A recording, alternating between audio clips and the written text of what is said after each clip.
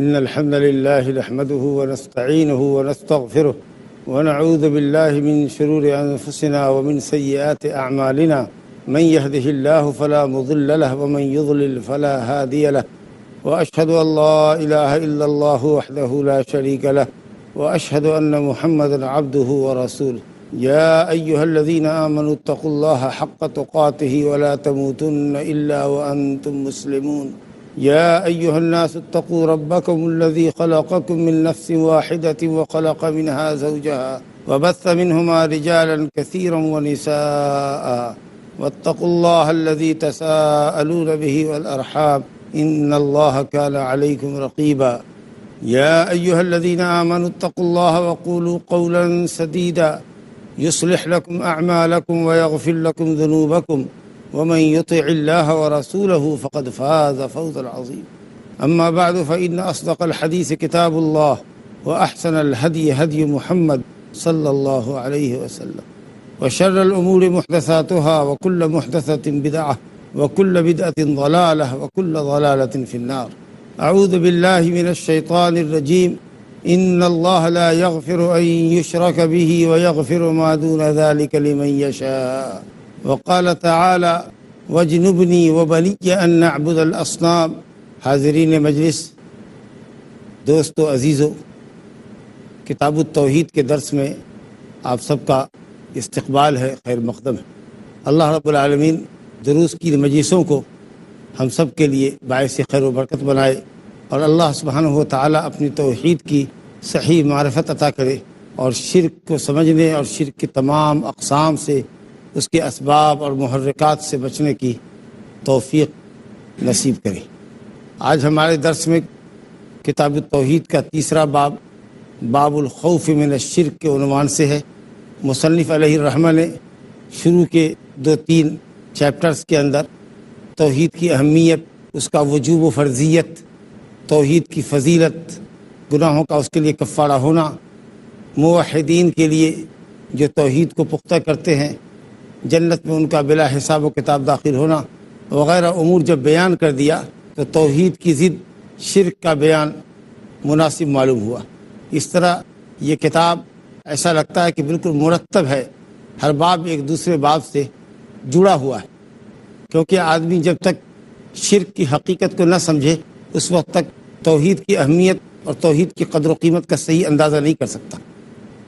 مالداری کا مزہ اسی کو ملتا ہے جو غریبی کے دور سے گزر چکا ہوتا ہے، بھوک کو وہی سمجھتا ہے جو کبھی آسودہ رہ چکا ہے۔ وَبِضِدِّهَا تَتَبَيَّنُ الْأَشْيَاءُ، کسی بھی چیز کو سمجھنا ہو تو اس کی ضد کو سمجھو، اس کے اپوزٹ کو سمجھو۔ اس لیے بھی توحید کی فضیلت اور توحید کے بیان کے بعد شرک کا بیان ضروری معلوم ہوا۔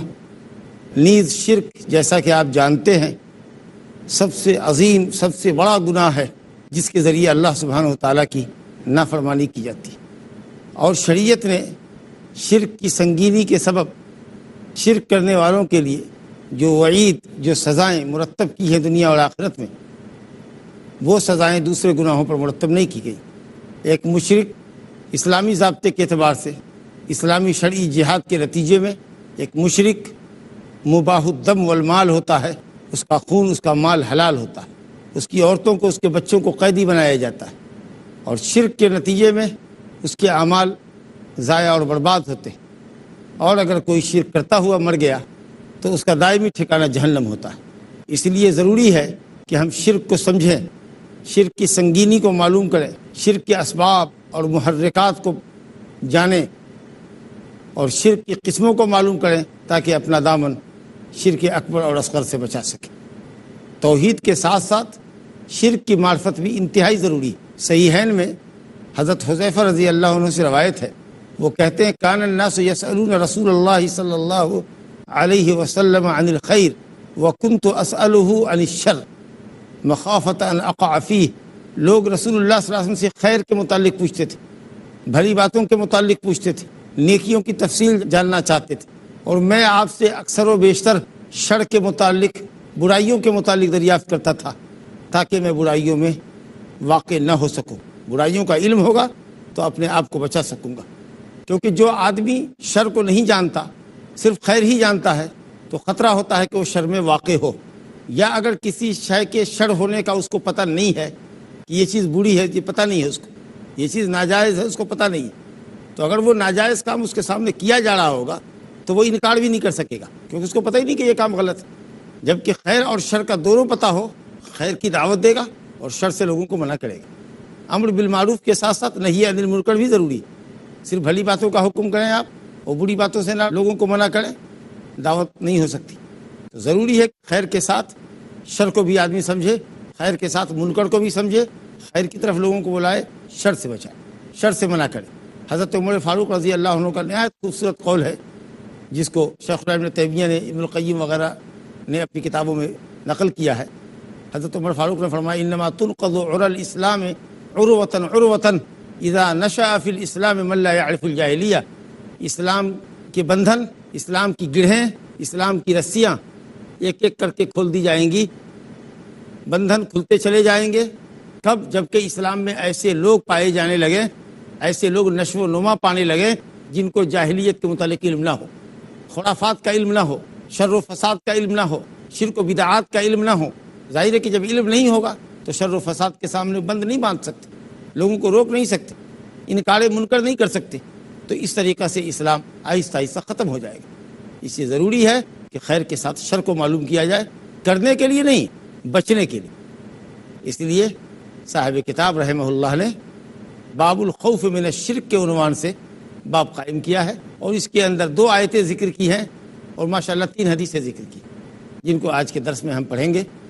پہلی آیت قرآن مجید کی مشہور آیت ہے جو اکثر مسلمانوں کو یاد ہے یا یاد ہونی چاہیے، سورہ نساء کی آیت نمبر 48 اور آیت نمبر 116۔ 2 مقام پر یہ آیت ایک ہی الفاظ کے ساتھ ہے۔ اللہ تعالیٰ فرماتا ہے بعد اعوذ باللہ من الشیطان الرجیم ان اللہ لا یغفر ان یشرک بہ ویغفر ما دون ذلک لمن یشاء۔ بے شک اللہ اس بات کو معاف نہیں کرتا یا معاف نہیں کرے گا کہ اس کے ساتھ کسی کو شریک کیا جائے، شرک کو اللہ تعالیٰ معاف نہیں کرے گا۔ وَيَغْفِرُ مَا دُونَ ذَلِكَ لِمَن يَشَاءُ، لیکن اس کے علاوہ جس بندے سے چاہے شرک کے علاوہ گناہوں کو معاف کرے، جس بندے سے چاہے۔ اب کوئی آدمی اس خوش فہمی میں نہ رہے کہ وہ برائی کرتا جائے، شرک نہیں کرتا ہے تو برائی کرتا جائے، برائی کرتا، اللہ تعالیٰ نے معاف کرنے کا وعدہ کیا ہے، معلق رکھا ہے اپنی مشیت پر کہ ہم جس کو چاہیں گے معاف کریں گے اور جس کو چاہیں گے اس کے گناہ کی پاداش میں جہنم رسید کریں گے۔ تو کس کو معاف کرے گا، کس کو بخشے گا، یہ رب العالمین جانتا ہے۔ اس لیے شرک سے تو بچنا نہایت ضروری ہے ہی، نجات کے لیے، نجات کے لیے، امن کے لیے شرک سے بچنا تو ضروری ہے ہی۔ نمبر 1 پر جو چیز حرام ہے وہ شرک ہے، لیکن اس کے ساتھ ساتھ گناہوں سے بھی بچنا چاہیے۔ اس خوش فہمی میں نہیں رہنا چاہیے کہ اللہ تعالیٰ شرک کے علاوہ گناہوں کو بخش سکتا ہے۔ حضرت ابراہیم صلی اللہ علیہ وسلم رب وجنبنی وبنی، اللہ مجھ کو میں اور میرے بیٹوں کو اس بات سے بچا کہ ہم صنم پرستی کریں، بت پرستی کریں، غیر اللہ پرستی کریں۔ ہمارے درمیان اور بت پرستی کے درمیان، غیر اللہ پرستی کے درمیان بعد پیدا کرے، دوری پیدا کرتے۔ اصنام کا لفظ ہے، مشہور لفظ ہے اصنام، صنم کی جمع، اور ایک لفظ آتا ہے اور اوثان، وثن کی جمع۔ صنم اور وثن یہ 2 لفظ ہیں، لیکن بہت سے علماء نے کہا کہ دونوں ایک ہی ہے، لیکن دونوں میں تھوڑا فرق اہل علم نے کیا ہے۔ کہا صنم وہ ہے جو انسان کی صورت پر یا کسی مخلوق کی صورت پر تراشا جائے، انسان کی صورت پر یا کسی مخلوق کی صورت پر تراشا جائے، جیسے کہ شیر بنا دیا، چوہا بنا دیا، بندر بنا دیا، اس کی پرستش کرنے لگے۔ تو انسان کی صورت پر ہو یا کسی مخلوق کی صورت پر ہو، تو کسی شکل پر اگر تراشی کوئی چیز جاتی ہے تو وہ صنم ہوتا۔ اور وثن وہ ہوتا ہے جو کسی صورت پر تراشا لگے، جیسے ایک پتھر لیا بغیر اس کو روپ دیے ہوئے، شکل دیے ہوئے اس کی پرستش لگے کرنے، پیر کی پرستش کرنے لگے، ایک مکان کی پرستش کرنے لگے، تو یہ وثن ہے۔ لیکن وثن کا اطلاق صنم پر بھی ہوتا ہے۔ حضرت ابراہیم خلیل اللہ علیہ الصلوۃ والسلام کی دعا آپ نے سنی، اللہ رب العالمین نے آپ کی دعا کو قبول کیا، شرک سے آپ بھی محفوظ رہے، امام الموحدین تھے، امام الحنفاء تھے، اور اللہ نے آپ کے بیٹوں کو بھی بچایا، انبیاء بنایا، رسول بنائے۔ اللہ رب العالمین نے حضرت ابراہیم خلیل اللہ علیہ السلام کی دعا کو قبول فرمایا۔ کیوں دعا کی؟ کیوں صنم پرستی سے دور بھاگنے کی، دور رہنے کی اللہ تعالیٰ سے دعا کی؟ کیونکہ فرمایا، آگے آیت ہے 36 نمبر کی آیت سورہ ابراہیم میں، رب انہن اضللن کثیرا من الناس، اے رب ہمارے ان بتوں نے بہت سے لوگوں کو گمراہ کر دیا ہے، صراط مستقیم سے بھٹکا دیا ہے۔ بت کیا بھٹکاتے؟ بت کے ذریعے شیطان بھٹکاتا. بزرگوں کی تصویریں بنا لو، ان کو پوجو، ان کے سامنے آؤ، ان پر چڑھاوے چڑھاؤ، ان کی بزرگی کو یاد کرو، وغیرہ وغیرہ. اور شرک کا کب شیطان کراتے بت کے ذریعے. تو صنم پرستی نے بہت سے لوگوں کو گمراہ کر دیا. غور فرمائیے کہ جب حضرت ابراہیم خلیل اللہ علیہ الصلوۃ والسلام جو امام الحنفاء ہے، امام الموحدین ہے، اللہ کے علاوہ سب سے کٹ چھٹ کر صرف اللہ کی طرف مائل ہونے والے ہیں، بت کو توڑنے والے، اور وہ اپنے رب تعالیٰ سے اپنے لیے اور اپنے بچوں کی حفاظت کے لیے دعا کر رہے ہیں، تو دنیا کا کون انسان یہ کہہ سکتا ہے کہ اس سے شرک واقع نہیں ہوگا؟ وہ شرک نہیں کر سکتا، وہ شرک سے محفوظ رہے گا. ابراہیم تیمی رحمۃ اللہ علیہ نے فرمایا وَمَن يَأْمَنُ مِنَ الْبَلَاءِ بَعْدَ ابراہیم. علامہ ابن جریر طبری نے تفسیر میں لکھا ہے، ابراہیم تیمی کہتے ہیں کہ بھلا کون ابراہیم کے بعد شرک سے محفوظ رہ سکتا ہے، بے خوف رہ سکتا ہے؟ جو مومن ہوگا، جس کا دل زندہ ہوگا، جس کا دماغ بیدار ہوگا، یقیناً وہ شرک سے بچے گا اور شرک سے بچنے کی اللہ سے دعا کرے گا. جب ابراہیم علیہ السلام کو اپنے اوپر شرک کا خوف گزرا تو کون مائی کا لال یہ کہہ سکتا ہے کہ اسے شرک نہیں ہو سکتا؟ یہ مشرک ہی ہوگا جس کو شرک کا ڈر نہ ہو.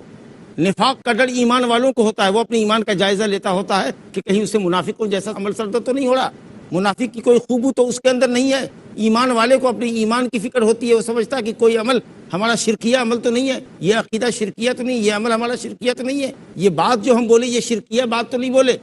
تو مومن کو اپنے ایمان کے متاع کی حفاظت کی پرواہ ہوتی ہے کہ وہ شرک سے اور نفاق سے بچتا ہے. جو مشرک ہے اس کو شرک سے کیا بچنا؟ جو منافق ہے وہ شرک سے کیوں بچے گا؟ جو فاسق اور فاجر ہے وہ گناہ سے کیوں بچے گا؟ جو نیک بندے ہیں ان کو فکر ہوتی ہے. انشاءاللہ سلسلہ کلام ایک مختصر سے وقفے کے بعد جاری رہے.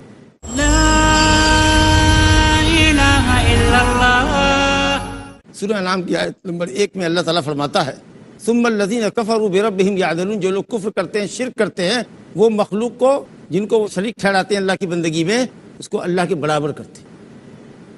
تو کہاں اللہ رب العالمین غنی حمید، قادر مطلق، خلاق عالم، مدبر کائنات، حیات و موت کا مالک، نفع نقصان کا مالک، اور آپ ایک عاجز کمزور مخلوق کو اللہ کے برابر قرار دے رہے ہیں. یہ اتنا سنگین جرم ہے کہ اللہ رب العالمین باوجود کہ وہ رحمان ہے، وہ رحیم ہے، ارحم الراحمین ہے، جس نے اپنے نفس کے اوپر رحمت کو فرض کیا، یہ اتنا بڑا مجرم ہے مشرک، شرک کرنے والا، اللہ کے علاوہ کے لیے عبادت کو انجام دینے والا اتنا بڑا مجرم ہے کہ اللہ ارحم الراحمین کی رحمت بھی اور اس کی بے پایہ مغفرت بھی ایسے مجرم کو دامن عفو مغفرت میں جگہ نہیں دے رہی. اس سے اس کی سنگینی کا اندازہ کیجئے کہ یہ کتنا بڑا جرم ہے. اللہ یہ کہ انسان سچی توبہ کرے، لیکن اس کے علاوہ جو گناہ ہے رب العالمین نے فرمایا کہ وہ جس بندے سے چاہے اس کو معاف کر دے، یعنی بلا توبہ کے، بلا توبہ کے اگر گناہ کر کے بڑے شرک کے علاوہ، تو اللہ رب العالمین کی مشیت ہوگی تو معاف کر دے گا، چاہے گا تو جہنم میں داخل کرے گا. اس آیت کو بغیر توبہ کے اوپر محمول کریں، کیونکہ سورہ زمر میں آیت نمبر 53 میں اللہ تعالیٰ نے عمومی طور پر فرمایا ہے قل یا عبادی الذین اسرفوا علی انفسہم لا تقنطوا من رحمت اللہ ان اللہ یغفر الذنوب جمیعا. کہہ دیجئے نبی، بڑی عظیم بشارت ہے اس آیت کے اندر، گنہگاروں کے لیے عظیم بشارت ہے، بلکہ ارجا آیت فی کتاب اللہ، گنہگاروں کے لیے سب سے زیادہ ڈھارس بتانے والی قرآن مجید میں یہی آیت ہے کہ ان لوگوں کو کہیے جنہوں نے ظلم کر کے اپنی نفس پر انتہا کر دی، حد کو تجاوز کر دیا، حد پار کر گئے، ان سے کہیے کہ اللہ کی رحمت سے مایوس مت ہو، اللہ رب العالمین تمام گناہوں کو بخش دے گا. تمام گناہوں کے اندر شرک بھی داخل ہے، اور ایک طرف اللہ تعالیٰ فرماتا ہے کہ وہ شرک کو معاف نہیں کرے گا. تو ایسی صورت میں دونوں آیت کے درمیان تطبیق دینے کی شکل یہ ہوگی کہ جہاں اللہ نے کہا وہ تمام گناہوں کو بخش دے گا، اس کو توبہ پر محمول کرے. توبہ کرنے والوں کے لیے اللہ تعالیٰ تمام گناہوں کو معاف کرے گا، یہاں تک کہ شرک کو بھی معاف کرے گا. انہ هو الغفور الرحیم، وہ بڑا بخشنے والا اور مہربان ہے. اور سورہ نساء کی آیت نمبر 48 اور 116 جس میں اللہ نے کہا کہ وہ شرک کو معاف نہیں کر سکتا، شرک کے علاوہ جس گناہ کو چاہے معاف کر دے، اس آیت کو ہم محمول کریں گے ایسے شخص پر جو بغیر توبہ کے مر جائے. تو مشرک اگر بغیر توبہ کے مر گیا دائمی جہنمی ہوگا، اور گناہ گار شرک کے علاوہ گناہ کرنے والا اگر بغیر توبہ کے مرتا ہے، اللہ کی مرضی چاہے تو معاف کر دے چاہے تو عذاب دے، لیکن اگر توبہ کر کے مرتا ہے تو ماشاء اللہ گناہ کیا شرک بھی معاف ہوگا. تو جہاں اللہ نے کہا تمام گناہوں کو معاف کرتا ہے، بے شک وہ بخشنے والا اور مہربان ہے، تو آپ یہاں سمجھیں یہ آیت عام ہے، مطلق ہے. تو جہاں عموم اور اطلاق ہے تمام گناہوں کو بخش دے گا، اس کو توبہ کے ساتھ خاص کیجیے، کیونکہ توبہ کرنے کے بعد گناہ نہیں رہتا. اور سورہ نساء کی آیت کو اس شخص پر محمول کریں جو بغیر توبہ کے مر جائے. اور اسی آیت کے اندر زبردست رد ہے خوارج اور معتزلہ پر، جو یہ کہتے ہیں کہ ایک گناہ کبیرہ شرک کے علاوہ بھی کوئی اگر ایک گناہ کرتا ہے تو خوارج کہتے ہیں اسلام سے خارج ہو جاتا ہے۔ اور آخرت کے انجام کے اعتبار سے خوارج اور معتزلہ دونوں ایک ساتھ ہے کہ اگر بغیر توبہ کے مرتا ہے، شرک کے علاوہ کوئی گناہ کر کے بھی مرتا ہے بڑا گناہ، اور بغیر توبہ کے مرتا ہے، شرک تو شرک، کوئی بھی گناہ شرک کے علاوہ بھی بڑا گناہ بغیر توبہ کیے ہوئے اگر مرتا ہے تو خوارج اور معتزلہ کرتے ہیں وہ دائمی جہنمی، جبکہ رب العالمین یہاں فرماتا ہے کہ نہیں، شرک کو کبھی معاف نہیں کرے گا، شرک کے علاوہ جس گناہ کو چاہے وہ معاف کر دے۔ لہذا خوارج کا یہ کہنا کہ گناہ کبیرہ کا مرتکب بغیر شرک کے مرتا ہے تو دائمی جہنمی ہے، خوارج کا یہ کہنا کہ گناہ کبیرہ کا مرتکب شرک کے علاوہ گناہ کبیرہ کا مرتکب اسلام سے خارج ہے۔ معتزلہ کا کہنا کہ وہ ایمان کے دائرے سے نکل گیا، اگرچہ کفر میں داخل نہیں ہوا لیکن ایمان میں بھی نہیں رہا، یہ نظریہ غلط ہے۔ اہل سنت والجماعت کا عقیدہ یہ ہے کہ شرک کے علاوہ گناہ کرنے والا گنہگار مومن ہے، فاسق مومن ہے، کافر نہیں ہے، ایمان سے خارج نہیں ہے، اور اگر بغیر توبہ کے بھی مرتا ہے تو اللہ کی مشیت میں ہے، چاہے تو اللہ معاف کر دے، چاہے تو اس کو بخش دے۔ دوسری آیت جو یہاں صاحب کتاب نے باب الخوف من الشرک کے تحت ذکر کی ہے، وہ اللہ رب العالمین نے اپنے نبی، اپنے خلیل، اپنے رسول، امام الحنفاء، امام ابو الانبیاء حضرت ابراہیم خلیل اللہ علیہ الصلوۃ والسلام کی دعا کو نقل کیا۔ حضرت ابراہیم خلیل اللہ علیہ الصلوۃ والسلام کی دعا کو اللہ رب العالمین نے نقل کیا ہے۔ انہوں نے اپنے لیے اور اپنے بیٹوں کے لیے شرک سے بچاؤ کی اللہ تعالیٰ سے دعا کی۔ سورہ ابراہیم آیت نمبر 35 میں اللہ تعالیٰ فرماتا ہے کہ خلیل اللہ ابراہیم علیہ الصلوۃ والسلام نے اللہ سے دعا کی، وَجْنُبْنِي وَبَنِيَّ أَن نَّعْبُدَ الْأَصْنَامَ، اے اللہ مجھ کو اور میرے بیٹوں کو صنم پرستی سے بچا، بت پرستی سے بچا، ہمارے بیٹوں کے درمیان اور صنم پرستی کے درمیان دوری پیدا کرتی۔ یہی ایک اچھے مومن سمجھدار باپ کا عمل ہونا چاہیے کہ جس طریقے سے وہ اپنے لیے شرک سے نجات چاہے، گناہوں سے بچنے کی اللہ تعالیٰ سے توفیق مانگے، اسی طریقے سے اپنے بچوں کی اصلاح کی بھی دعا کرے کہ اللہ ہماری ذریت کو بھی بچا۔ جس طریقے سے اولاد کو یہ چاہیے کہ وہ اپنے لیے اور اپنے ماں باپ کے لیے دعائے رحمت و مغفرت کرے، تو اسی طریقے سے ایک اچھے باپ کا کردار یہ ہونا چاہیے کہ وہ اپنے لیے اور اپنے بچوں کے لیے خیر کی دعا اللہ سے کرے اور ہر شر سے اپنے آپ کو بچانے کی توفیق مانگے۔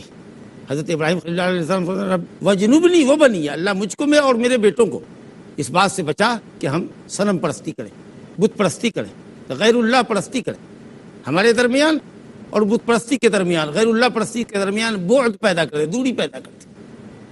اصنام کا لفظ ہے، مشہور لفظ ہے اصنام، صنم کی جمع، اور ایک لفظ آتا ہے اور اوثان، وثن کی جمع۔ صنم اور وثن یہ دو لفظ ہیں، لیکن بہت سے علماء نے کہا کہ دونوں ایک ہی ہے، لیکن دونوں میں تھوڑا فرق اہل علم نے کیا ہے۔ کہا صنم وہ ہے جو انسان کی صورت پر یا کسی مخلوق کی صورت پر تراشا جائے، انسان کی صورت پر یا کسی مخلوق کی صورت پر تراشا جائے، جیسے کہ شیر بنا دیا، چوہا بنا دیا، بندر بنا دیا، اس کی پرستش کرنے لگے۔ تو انسان کی صورت پر یا کسی مخلوق کی صورت پر ہو، تو کسی شکل پر اگر تراشی کوئی چیز جاتی ہے تو وہ صنم ہوتا، اور وثن وہ ہوتا ہے جو کسی صورت پر تراشا لگے، جیسے ایک پتھر لیا بغیر اس کو روپ دیے ہوئے، شکل دیے ہوئے اس کی پرستش لگے کر، پیر کی پرستش کرنے لگے، ایک مکان کی پرستش کرنے لگے، تو یہ وثن ہے۔ لیکن وثن کا اطلاق صنم پر بھی ہوتا ہے۔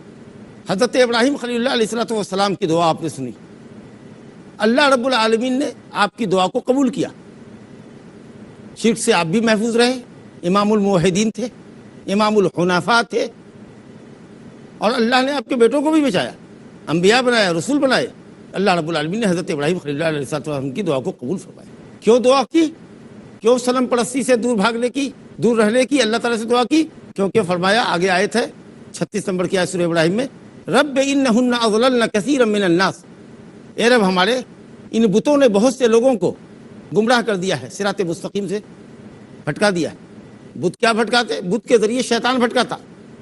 بزرگوں کی تصویریں بنا لو، ان کو پوجو، ان کے سامنے آؤ، ان پر چڑھاوے چڑھاؤ، ان کی بزرگی کو یاد کرو، وغیرہ وغیرہ، اور شرک کا کام شیطان کراتے بت کے ذریعے۔ تو صنم پرستی نے بہت سے لوگوں کو گمراہ کر دیا، اس لیے اللہ ہم نے اپنے آپ پر، ہمارے بیٹوں پر ڈر ہے۔ غور فرمائیے کہ جب حضرت ابراہیم خلیل اللہ علیہ الصلوۃ والسلام جو امام الحنفاء ہے، امام الموحدین ہیں، اللہ کے علاوہ سب سے کٹ چھٹ کر صرف اللہ کی طرف مائل ہونے والے ہیں، بت کو توڑنے والے، اور وہ اپنے رب تعالیٰ سے اپنے لیے اور اپنے بچوں کی حفاظت کے لیے دعا کر رہے ہیں، تو دنیا کا کون انسان یہ کہہ سکتا ہے کہ اس سے شرک واقع نہیں ہوگا؟ وہ شرک نہیں کر سکتا، وہ شرک سے محفوظ رہے گا۔ ابراہیم تیمی رحمۃ اللہ علیہ نے فرمایا وَمَن يَأْمَنُ مِنَ الْبَلَاءِ بَعْدَ ابراہیم، علامہ ابن جریر طبری نے تفسیر میں لکھا ہے، ابراہیم تیمی کہتے ہیں کہ بھلا کون ابراہیم کے بعد شرک سے محفوظ رہ سکتا ہے، بے خوف رہ سکتا ہے؟ جو مومن ہوگا، جس کا دل زندہ ہوگا، جس کا دماغ بیدار ہوگا، یقیناً وہ شرک سے بچے گا اور شرک سے بچنے کی اللہ سے دعا کرے گا۔ جب ابراہیم علیہ السلام کو اپنے اوپر شرک کا خوف گزرا تو کون مائی کا لال یہ کہہ سکتا ہے کہ اسے شرک نہیں ہو سکتا؟ یہ مشرک ہی ہوگا جس کو شرک کا ڈر نہ ہو۔ نفاق کا ڈر ایمان والوں کو ہوتا ہے، وہ اپنے ایمان کا جائزہ لیتا ہوتا ہے کہ کہیں اسے منافقوں جیسا عمل سرد تو نہیں ہو رہا، منافق کی کوئی خوبو تو اس کے اندر نہیں ہے۔ ایمان والے کو اپنے ایمان کی فکر ہوتی ہے، وہ سمجھتا ہے کہ کوئی عمل ہمارا شرکیہ عمل تو نہیں ہے، یہ عقیدہ شرکیہ تو نہیں، یہ عمل ہمارا شرکیہ تو نہیں ہے، یہ بات جو ہم بولے یہ شرکیہ بات تو نہیں بولے۔ تو مومن کو اپنے ایمان کے متاع کی حفاظت کی پرواہ ہوتی ہے کہ وہ شرک سے اور نفاق سے بچتا ہے۔ جو مشرک ہے اس کو شرک سے کیا بچنا، جو منافق ہے وہ شرک سے کیوں بچے گا، جو فاسق اور فاجر ہے وہ گناہ سے کیوں بچے گا، جو نیک بندے ہیں ان کو فکر ہوتی ہے۔ تو اس لیے ہمیشہ مومن کو یہ چاہیے کہ اپنے ایمان کا جائزہ لیتا رہے اور دیکھے کہ اس کی زندگی میں کسی طرح کا کوئی شرک تو نہیں ہے، کوئی نفاق تو نہیں ہے، کوئی فسق و فجور تو نہیں ہے۔ اگر ہے تو اپنی اصلاح کرے اور اللہ رب العالمین کی طرف مائل ہو، اس سے توبہ استغفار کرے۔ جب حضرت ابراہیم علیہ السلام نے اپنے لیے دعا کی ہے تو ہم، آپ اور دنیا کے تمام مسلمان اس بات کے زیادہ حقدار ہیں کہ ہم اللہ تعالیٰ سے دعا کریں کہ اللہ تعالیٰ ہمیں، آپ کو شرک کی تمام قسموں سے، بڑی اور چھوٹی قسموں سے محفوظ رکھے اور ہمیں اللہ تعالیٰ اپنی توحید پر گامزن رکھے، توحید پر ہمارا خاتمہ فرمائے، آمین۔ وصلی اللہ وسلم وبارک علی عبدہ ورسولہ نبینا محمد وعلی آلہ وصحبہ اجمعین۔ السلام علیکم ورحمۃ اللہ وبرکاتہ۔